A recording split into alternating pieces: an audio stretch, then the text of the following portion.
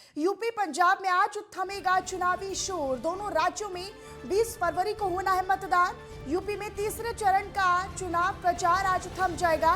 16 जिलों की 59 सीटों पर मतदान होगा। यूपी में तीसरे चरण में कुल 627 उम्मीदवार चुनाव मैदान में हैं। 15 सीटें अनुसूचित जाति के लिए आरक्षित हैं।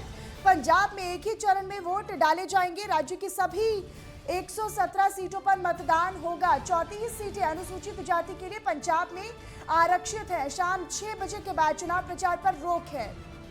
तो आज यूपी और पंजाब में जो चुनाव होने हैं, मतदान होना है, उनके लिए जो चुनाव प्रचार है आज उसका आखिरी दिन है और शाम 6 बजे तक चुनाव प्रचार का जो शोर है वो थम जाएगा। तो यूपी पंजाब में आज चुनावी शोर थमेगा। दोनों राज्यों में 20 फरवरी को मतदान होना है। यूपी में तीसरे चरण का चुनाव प्रचार का जो शोर है वो थमेगा। 16 जिलों की 59 सीटों पर यूपी में तीसरे चरण में मतदान होगा। यूपी में तीसरे चरण में कुल 627 उम्मीदवार हैं जो अपनी किस्मत को आजमाएंगे।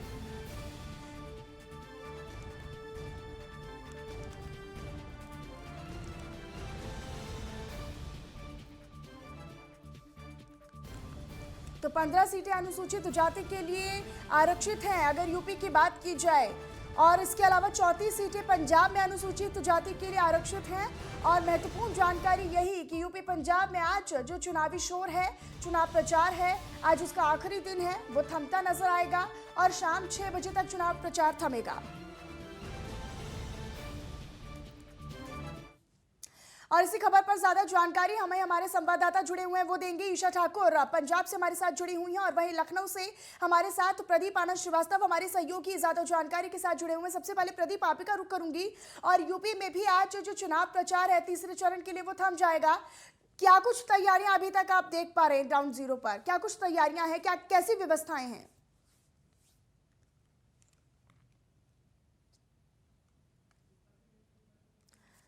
प्रदीप, लौटूंगी आपके पास। ईशा का रुख करना चाहेंगे। ईशा, आज पंजाब में भी जो चुनाव प्रचार का शोर है वो थम जाएगा। 20 फरवरी को फैसला होगा, मतदान होगा और जो किस्मत है उम्मीदवारों की वो ईवीएम में कैद होगी। इसको लेकर अभी क्या कुछ व्यवस्थाएं हैं, क्या कुछ बंदोबस्त किए गए हैं?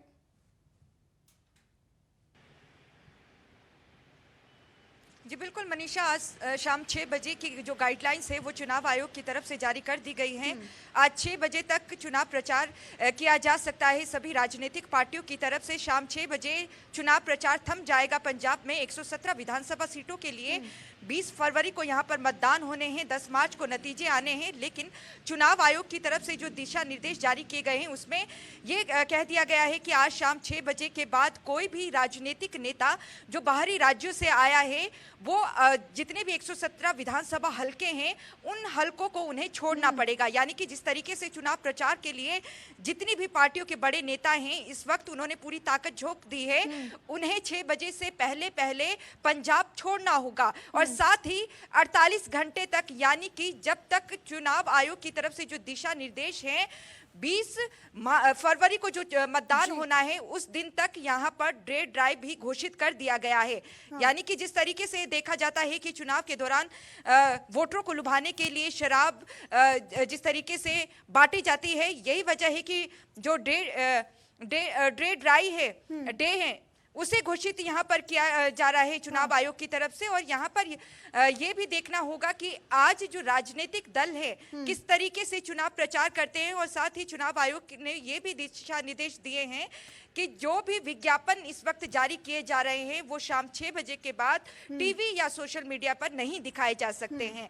सारी पाबंदियां रहेगी। तो ऐसे में आज पूरी कोशिश यहाँ पर की जा रही है क्योंकि कोविड के चलते कई प्रतिबंध यहाँ पर भी लगे थे। जिस तरीके से आज के दिन ही सब एड़ी चोटी का जोर लगाते नजर आएंगे। पंजाब में जितने भी उम्मीदवार हैं, जितने भी बड़े दल हैं, पार्टी हैं, जो अपना दमखम दिखाने में इतने दिनों से मेहनत कर रहे हैं, आज उनका आखिरी दिन होगा और एड़ी चोटी का जोर आज पंजाब में लगने जा रहा है।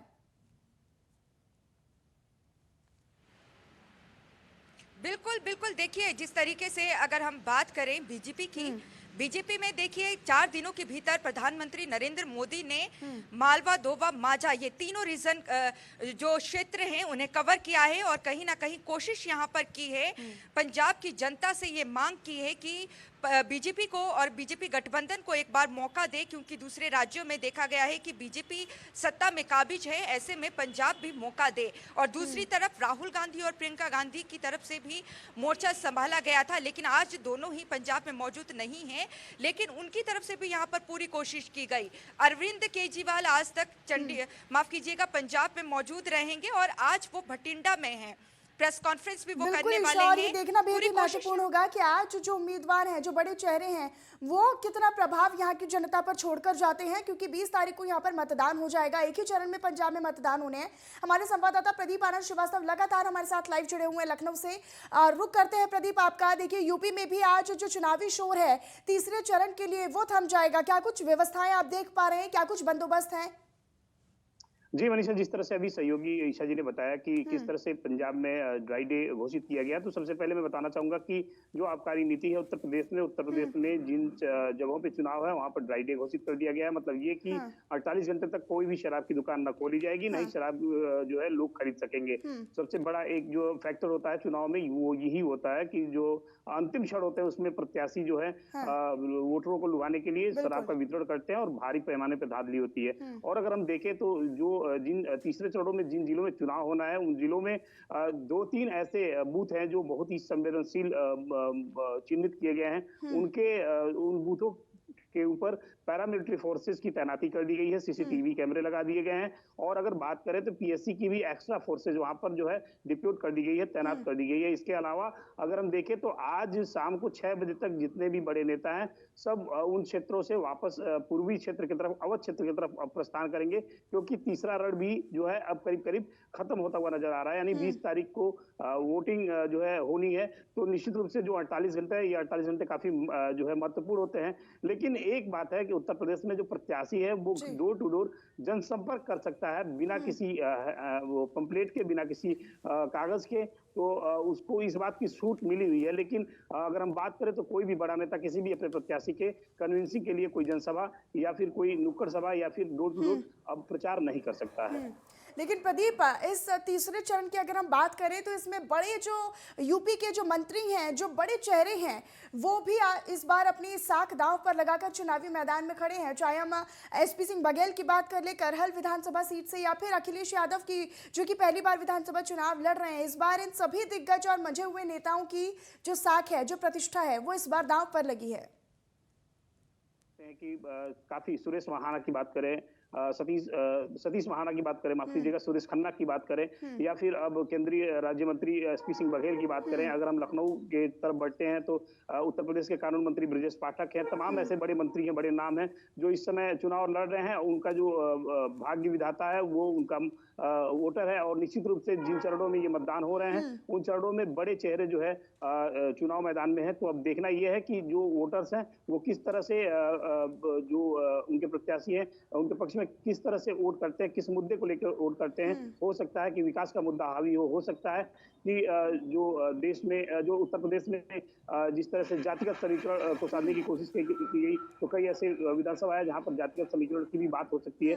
तो अब ये आने वाला वक्त बताएगा कि ये जो चुनाव है उसको किस लेवल पर जो वोटर है वो लेके जा रहे हैं। बिल्कुल प्रदीप, ये बेहद ही महत्वपूर्ण होगा देखना कि आज जो भी उम्मीदवार अपनी एड़ी चोटी का जोर यूपी में या फिर पंजाब में लगाते नजर आएंगे, उसका कितना प्रभाव यहाँ के लोगों पर पड़ेगा, क्योंकि 20 फरवरी को मतदान होना है और तीसरे चरण का यूपी में मतदान होना है। ऐसे में बेहद ही महत्वपूर्ण आज का दिन रहेगा। प्रदीप, आपका बहुत बहुत धन्यवाद इस तमाम जानकारी और अपडेट के लिए। और ईशा, आप बनी रहिएगा क्योंकि आगे भी ऐसी खबरें हैं जिन पर आपकी जानकारी और जो अपडेट है वो हम लेते रहेंगे। तो 16 जिलों की 59 विधानसभा सीटों पर जो मतदान होने हैं वो 20 फरवरी को होंगे। शाम 6 बजे आज जो चुनाव प्रचार है वो थम जाएगा और बेहद ही महत्वपूर्ण आज का दिन रहेगा, क्योंकि जो 627 उम्मीदवार हैं वो अपनी किस्मत की जो साख है वो दांव पर लगाते नजर आएंगे। और ऐसे में जनता क्या कुछ फैसला करती है, उनकी किस्मत जो है वो किस तरीके से ईवीएम में कैद होगी, वो कल का दिन ही बताएगा। एक और बड़ी जानकारी आपको दे दें, आज कैप्टन अमरिंदर सिंह के लिए मैदान में उतरेंगे रक्षा मंत्री। पटियाला शहर में कैंपेन करेंगे राजनाथ सिंह। कैप्टन अमरिंदर सिंह के लिए चुनाव प्रचार करेंगे राजनाथ सिंह। पीएलसी चीफ और पूर्व सीएम के साथ चुनाव प्रचार करेंगे। पैदल मार्च के माध्यम से वोटर्स को और मतदाताओं को साधेंगे रक्षा मंत्री राजनाथ सिंह। बीजेपी गठबंधन के लिए राजनाथ सिंह का कैंपेन हो रहा है और पंजाब में बीजेपी के साथ चुनाव लड़ रही है पीएलसी। तो पंजाब लोक कांग्रेस पार्टी, जो कि कैप्टन अमरिंदर सिंह की पार्टी है, वो बीजेपी के साथ गठबंधन करके चुनाव मैदान में उतरी है पंजाब में चुनाव लड़ने के लिए। और पंजाब में चुनाव प्रचार का आज आखिरी दिन है। बेहद ही महत्वपूर्ण आज का दिन रहेगा पंजाब में।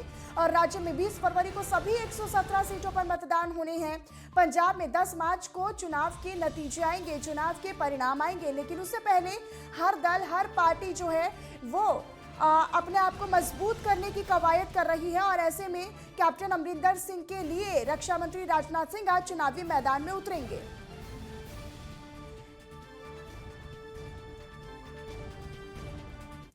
और इसी खबर पर ज्यादा जानकारी के साथ हमारी सहयोगी और हमारी संवाददाता ईशा ठाकुर लगातार हमारे साथ लाइव जुड़ी हुई हैं। ईशा, आज कैप्टन अमरिंदर सिंह के लिए, उनके चुनाव प्रचार के लिए, उनके समर्थन में वोट की अपील करते नजर आएंगे रक्षा मंत्री राजनाथ सिंह। बिल्कुल मनीषा, आज सुबह 11 बजे का ये समय निर्धारित है। पटियाला में पद मार्च निकाला जाएगा पूर्व मुख्यमंत्री कैप्टन अमरिंदर सिंह और रक्षा मंत्री राजनाथ के साथ।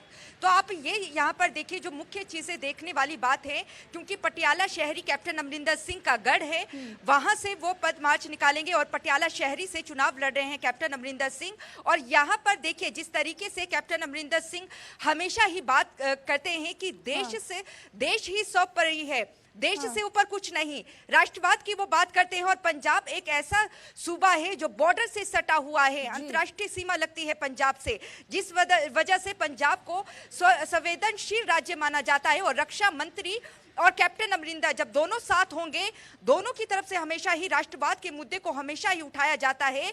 तो ये पद मार्च जो निकाला जाएगा, उसमें ये देखना होगा किस तरीके से वो अपने विरोधियों को घेरते हैं। और क्योंकि हमने देखा कि बॉर्डर पास से लगातार जिस तरीके से अवैध हथियार आ रहे हैं, ड्रग्स की सप्लाई हो रही है, इस मुद्दे पर भी प्रधानमंत्री बोलते नजर आए। इसके अलावा हमने देखा जब बीएसएफ का अधिकार क्षेत्र बढ़ाया गया था, उस दौरान कांग्रेस ने इसका विरोध किया था कि पुलिस की क्षमता को कहीं ना कहीं जो बीजेपी है वो कम आंकती है, इसलिए बीएसएफ के दायरे को बढ़ाया गया।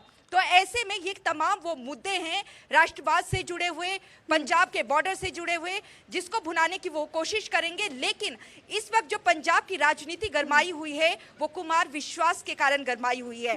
मनीषा, आपने भी देखा होगा किस तरीके से कुमार विश्वास की तरफ से आरोप लगाया गया है अरविंद केजरीवाल पर, क्योंकि कुमार विश्वास वो नेता हैं जिन्होंने आम आदमी पार्टी को खड़ा किया था, फाउंडर मेंबर हैं। उन्होंने कहा है कि 2017 के दौरान जब पंजाब में चुनाव था, उस दौरान अरविंद केजरीवाल ने उन्हें कहा था अगर वो पंजाब के मुख्यमंत्री नहीं बनते हैं तो अलग देश के वो प्रधानमंत्री बनेंगे, यानी कि खालिस्तान एक बहुत बड़ा मुद्दा है पंजाब का।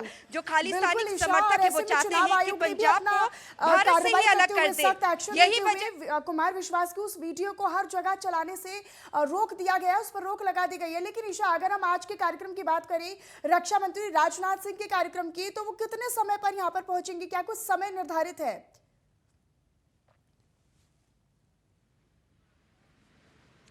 बिल्कुल मनीषा, देखिए 11 बजे का ये समय निर्धारित है और माना जा रहा है 11 और 12 बजे के बीच में वो पहुंच जाएंगे। और इस दौरान पद यात्रा निकालने के साथ साथ रोड शो भी उनकी तरफ से निकाला जाएगा।